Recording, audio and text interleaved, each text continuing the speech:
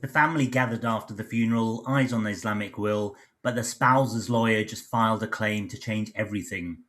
That is not a sign that the will was badly drafted, and it does not mean that anyone ignored your faith. It means the family is run into a separate layer of law where a spouse, a partner in some cases, a child, or someone financially dependent on the person who died may be able to ask the court for financial provisions. So the tensions is not just what does the will say, it's also who can still apply, what assets are actually in the state, and whether the structure around the will matches the family as it really is. If you stay with me today, I'll show you where the gap usually opens up, especially in families with different beliefs, and why a carefully prepared Islamic will can still be pulled off course by English legal rights the family did not fully account for. Start with the first practical question: what exactly is the will trying to control? People often talk as if the will is the whole plan. It rarely is. A will only governs the assets that actually fall into the estate. If part of the property passes by survivorship, for example, if a pension trustee has a nomination pointing elsewhere, or if money is held in a joint bank account, the final outcome may already be moving before anyone even reads the will. That matters because disputes after death are often described as arguments about fairness or religion. In practice, they're just as often arguments about structure, who owns what, who receives what, who was being supported, which document governs which asset. Now, think about the spouse in the opening scene. The will may reflect Islamic shares with real care, but under English law, a surviving spouse can have a route to bring a claim if they say the will does not make reasonable financial provision for them. That does not mean they automatically win, it just means the will is not always the last word. And if the marriage involved different beliefs, that does not remove the legal position. The court is not deciding whether your beliefs were sincere, it's looking at things like the relationship, financial needs, resources, obligations, housing, and the circumstances of the family. This is where a lot of people get caught out. They focus on whether the wording is valid. The court may actually focus on whether someone close to the deceased was left in a position the law considers inadequate. Those are different questions. Now, add children to the picture. A minor child is an obvious area of concern, especially where housing and maintenance are involved, but it's not only young children. In some circumstances, an adult child may also try to bring a claim, particularly if there was dependency or a vulnerable position, for example. A child from an earlier relationship can also be part of the picture, so can somebody treated as a child of the family. If you're the parent making the will or the executor trying to carry it out, you need to be brutally honest about the real family map, not the tidy version. So, who lives in the home? Who relies on your income? Who would say they were being maintained by you? Who would struggle immediately if their state followed the will exactly as written?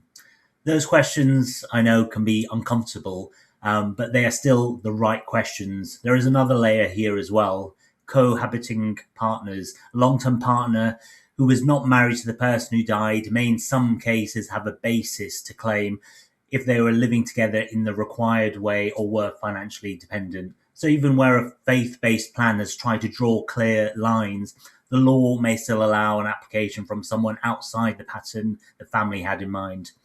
That can be a shock to children, it can be a shock to executors as well. They think their role is simply to distribute. Then they realise part of the job is to pause, preserve their state, and deal properly with a potential claim.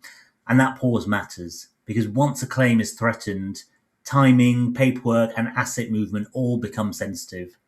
Now, I want to separate the two things that often get kind of blurred together. One is the enforceability of the will itself. Was it executed properly? Is it valid?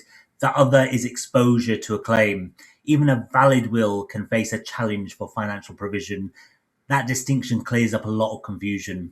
A family may say the Islamic will is valid. That may be completely true, and the spouse's solicitor may still say a claim is being brought.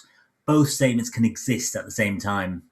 Now, let me make this more concrete with a solid, short example.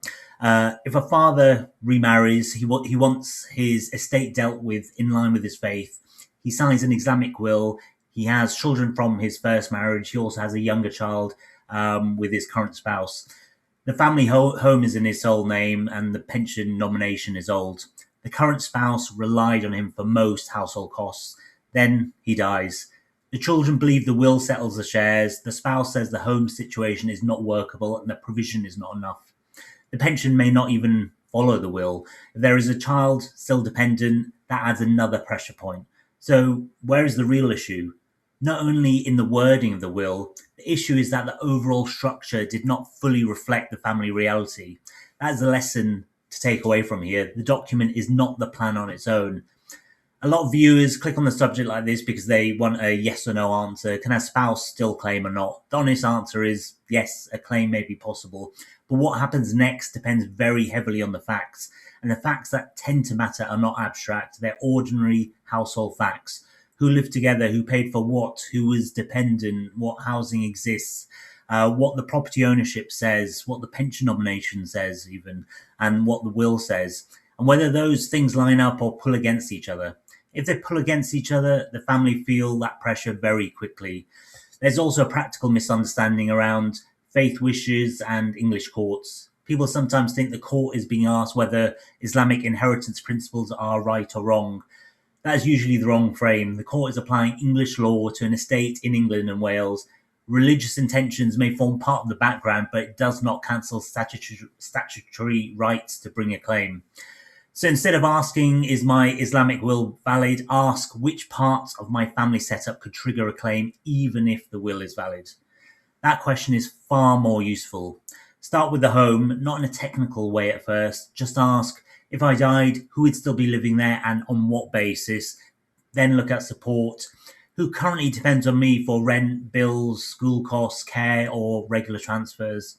Next, look at assets that may not follow the will neatly. Property ownership matters here, pension nomination matters, joint holdings matter. If those are pointing in different directions, the will may not deliver the outcome you believe it will. And finally, look at the people around the will, not just beneficiaries, the executors as well. If an executor is likely to be caught between a spouse, children from a prior relationship, and disputed assets, you want that recognised in advance rather than discovered after a funeral.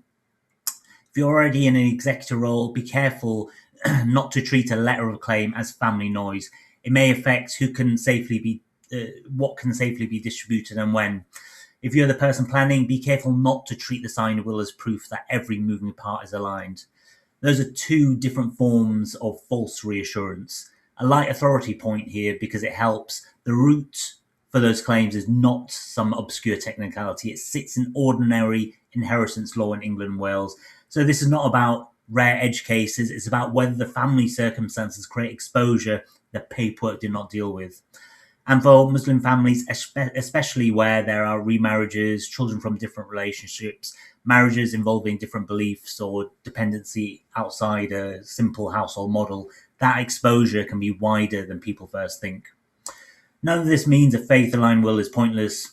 It's basically far from it. It means the will needs to sit inside a structure that is consistent. If the structure is not consistent, the strain shows up later, usually when the family is least able to deal with it calmly.